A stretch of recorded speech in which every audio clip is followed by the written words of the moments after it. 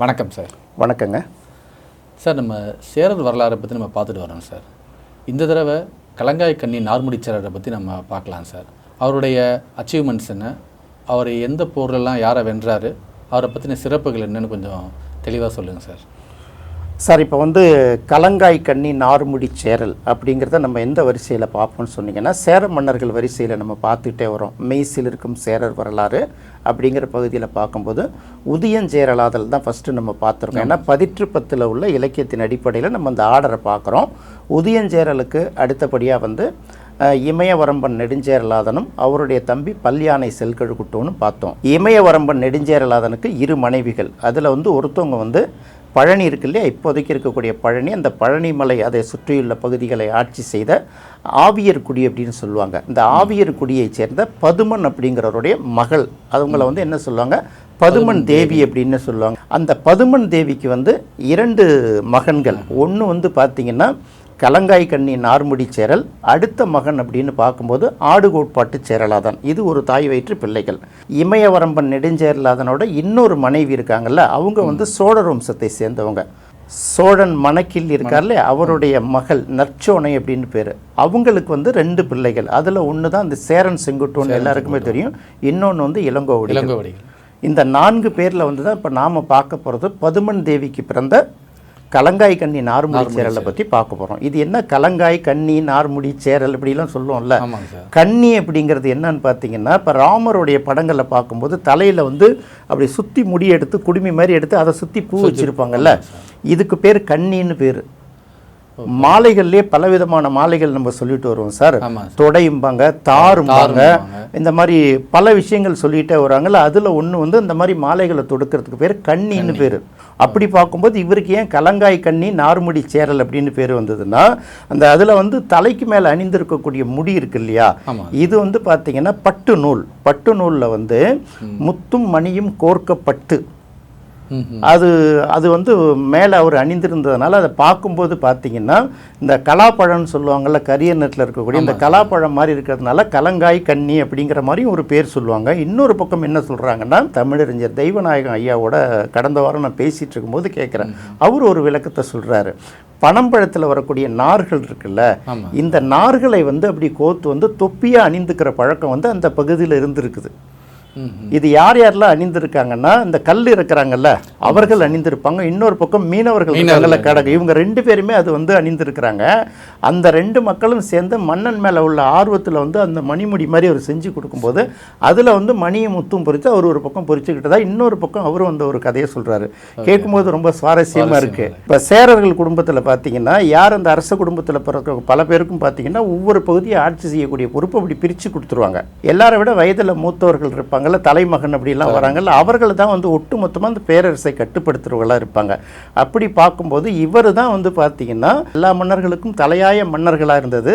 சேரலர் வேந்து அப்படின்னே புலவர்கள் இவரை பாராட்டி எழுதியிருக்காங்க.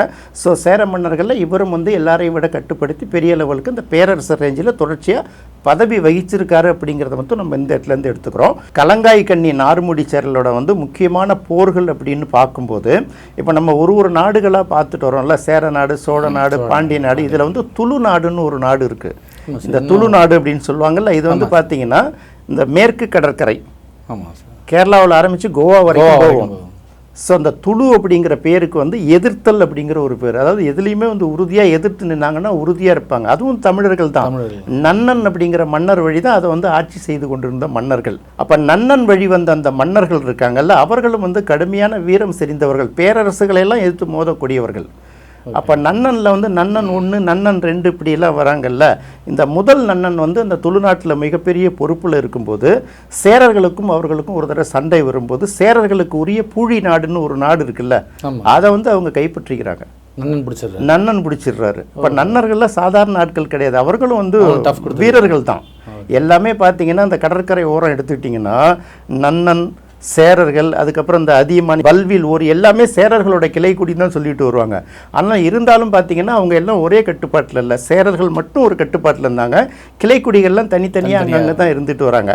அப்படியே பார்த்துக்கிட்டே வரும்போது அப்போ நன்னனுக்கும் அவர்களுக்கும் வந்து வாகை பரந்தலை அப்படிங்கிற ஒரு இடத்துல வந்து ஒரு கடுமையான போர் நடக்குது. இந்த மிகப்பெரிய போரில் வந்து கடுமையாக போராடி நன்னனை வந்து இந்த போர் வீரர்கள் கொன்னுடுறாங்க, சேரர்கள் கொன்னுடுறாங்க. கொன்னுட்ட பிறகு ஏற்கனவே வந்து இந்த நன்னன் வந்து சேரனுக்கு சொந்தமான பூழியர் நாட்டை கைப்பற்றி வச்சிருந்தானே, அந்த பூழி நாட்டை திரும்பவும் அவர்கள் மீட்டுக்கிறாங்க, தங்கள் நாட்டோட இணைச்சுக்கிறாங்க. அப்போ பார்க்கும்போது கலங்காய் கண்ணி நார்முடி சேரலோட வெற்றியில் முக்கியமாக குறிக்கப்பட வேண்டிய வெற்றி வந்து தாங்கள் இழந்த பூழி நாட்டை திரும்ப பெற்றுக்கொண்டார்கள்.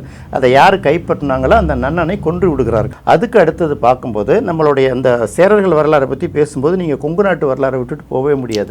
அது வரைக்கும் அவங்க எல்லை இருந்திருக்கு. ரெண்டாவது வந்து கொங்கு நாடுங்கிறது வந்து சேர நாட்டுக்கோ சோழ நாட்டுக்கோ பாண்டிய நாட்டுக்கோ சொந்தமான நாடு இல்லை.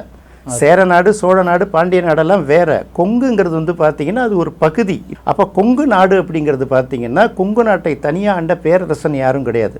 கொங்கு நாடுங்கிறது அங்கங்கே சின்ன சின்ன குறுநில மன்னர்களால் ஆளப்பட்டது. அதனால தான் கொங்கர்கள் அப்படின்னு சொல்லுவாங்க அந்த ஆட்சியாளர்களை.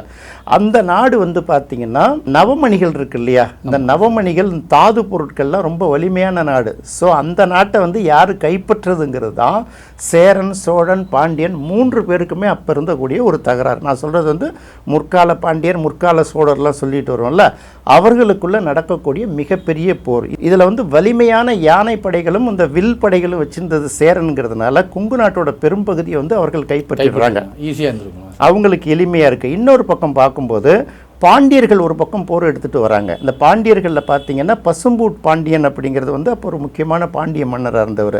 இவருக்கும் தலையாலங்கானத்து செருவென்ற பாண்டியன் நெடுஞ்செழியன் வேறு. இந்த பசும்பொன் பாண்டியன் வரும்போது பார்த்தீங்கன்னா நம்ம ஏற்கனவே அந்த மழவர்கள் பேசிகிட்டு இருக்கோம்ல, மழநாடு மழவர்களில் ஒரு பிரிவுலாம் பேசிட்டு வரோம்ல, அதில் வந்து பார்த்தீங்கன்னா மழவர்களில் பெரும்பாலானவர்கள் வந்து சேர நாட்டுக்கு சப்போர்ட் பண்ணாங்க.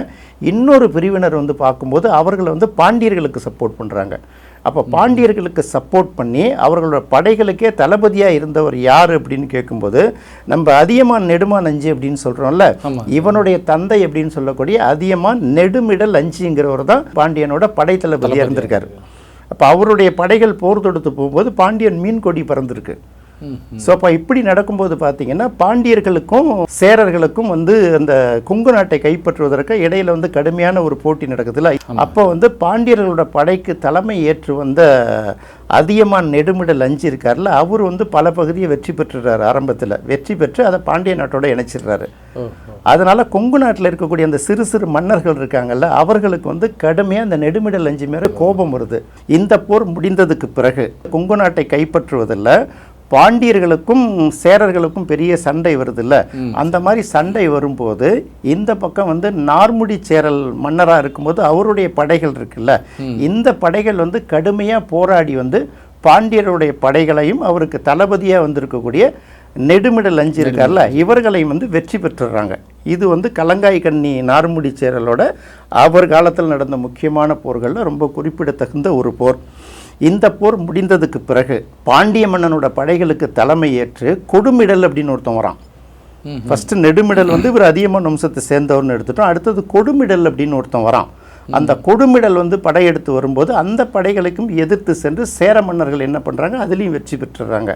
அப்போ தொடர்ச்சியாக நார்முடி சேரல் வந்து தலைவனாக இருந்தபோது, சேர நாட்டினோட அரசன் பேரரசனாக இருந்தபோது நடக்கிற எல்லா போர்கள்லையும் பெரிய அளவுக்கு அவர்கள் வெற்றி பெற்றுறாங்க. அப்படிங்கிறது ஒரு பக்கம் வந்து அவர்களை பற்றி நம்ம தெளிவாக தெரிஞ்சுக்க வேண்டிய ஒரு விஷயமா இருக்குது. அடுத்தது வந்து மக்கள் மேலேயே அவருக்கு ரொம்ப இரக்க சுபாவம் அப்படின்னு சொல்கிறாங்கல்ல. அப்போ சில பகுதிகளில் பார்த்தீங்கன்னா அந்த பருவமழை பொய்த்து போகும்ல, இப்போ நம்ம கூட இப்போ வெயில் அதிகமாக இருக்குன்னு பேசிட்டு இருக்கோம்ல, அப்போ வந்து அந்த பருவமழை பொய்த்து போகக்கூடிய காலகட்டங்களில் பார்த்தீங்கன்னா விவசாயிகள்லாம் ரொம்ப கஷ்டப்படுவாங்கல்ல. அதனால என்ன பண்ணாரு, அந்த மாதிரி ஒரு தடவை பார்த்துட்டு என்ன பண்ணுறாரு, ரொம்ப மனசு சங்கடமாக இருக்குது. அதனால் என்ன பண்ணுறாருன்னா நீர்நிலைகளை அதிகமாக விட்டுறாரு. அந்த கோடை காலங்களில் வந்து மக்களுக்கு வேலை வாய்ப்பு கொடுத்த மாதிரி இருக்குன்னு சொல்லிட்டு ஃபுல்லாக அங்கங்கே நீர்நிலைகளை வெட்டுறது, தூர்வாடுறது எல்லா வேலையும் செஞ்ச பிறகு மழை வந்த பிறகு அந்த நீர்நிலையெல்லாம் நிரம்பிடுது. அப்போ உழவு தானே அந்த காலத்தில் ரொம்ப முக்கால்வாசி பேரோட தொழிலாக இருந்துச்சு.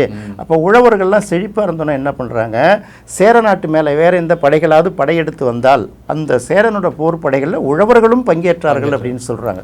கலங்காய் கண்ணி நாறுமுடி சேரலை பற்றி எந்தெந்த புலவர்கள்லாம் பாடியிருக்காங்க அப்படின்னு பார்க்கும்போது குறிப்பாக வந்து காப்பியாற்று காப்பியனார் அப்படின்னு சொல்லுவாங்கல்ல. காப்பியாருன்னா என்ன, காப்பியனார்னா என்ன அப்படிங்கிறது ஊர் பேராகவும் இருக்கும். இன்னொரு சமயம் பார்த்தீங்கன்னா காப்பியாருங்கிறது வந்து ஆறோட பேர் தானே.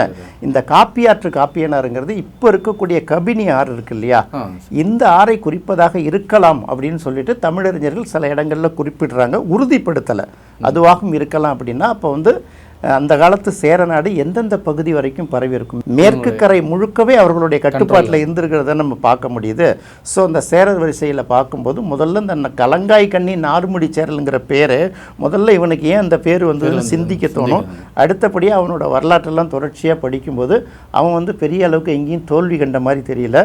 அதுக்கப்புறம் விவசாயிகள் கூட அவர் மேலே வந்து அன்பு செலுத்தினாங்கும்போது அவனுடைய ஆட்சி எப்படி இருந்திருக்கும் அப்படின்னு பார்க்கலாம். இன்னொரு பக்கம் எல்லா சேர மன்னர்களுக்கும் தலைவனாக இருந்ததுனால சேரலர் வேந்து அப்படிங்கிறதும் போற்றப்பட்டிருக்கான் இல்லையா.